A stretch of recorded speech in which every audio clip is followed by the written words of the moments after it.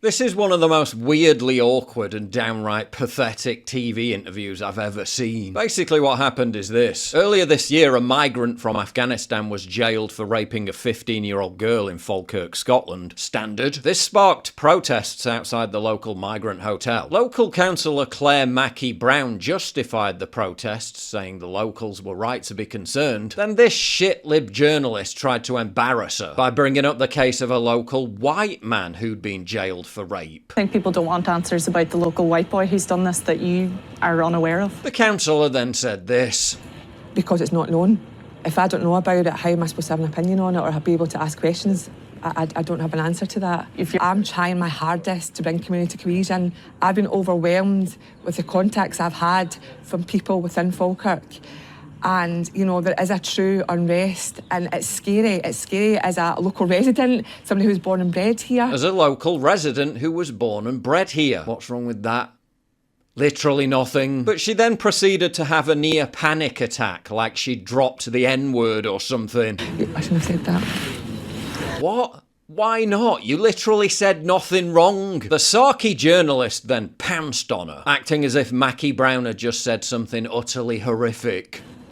Well, do you see why this is? People sometimes think that reform are very much against having people here. It just came out,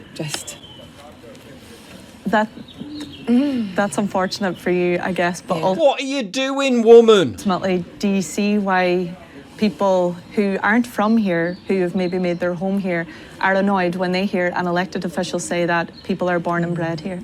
Why is she even dignifying and facilitating this journalist trying to make her look like a racist, when what she just said would only appear offensive to the most pathetically pedantic, politically correct imbeciles watching? The correct answer to the question would of course have been, yes, all rape is equally bad. We already have our own local born and bred rapists who need to be locked up, so why on earth should we be importing more? Simple answer. Yet she squirmed and floundered like a complete moron. I shouldn't have said that. Bear in mind this woman's a councillor for reform. She's not supposed to be some self-loathing lefty, but she was actually elected running for the Conservative Party and only later defected to reform. Now it all makes sense. If you're going to represent reform voters, maybe consider growing a spine and not be bullied by some preening journalists into being ashamed of saying something perfectly normal. This is the problem reform has. The more Tory wets they absorb into the party, who don't actually give a shit about representing the interests of reform voters, they're just jumping on the bandwagon, the more you're going to see embarrassing own goals like this one. That's unfortunate for you.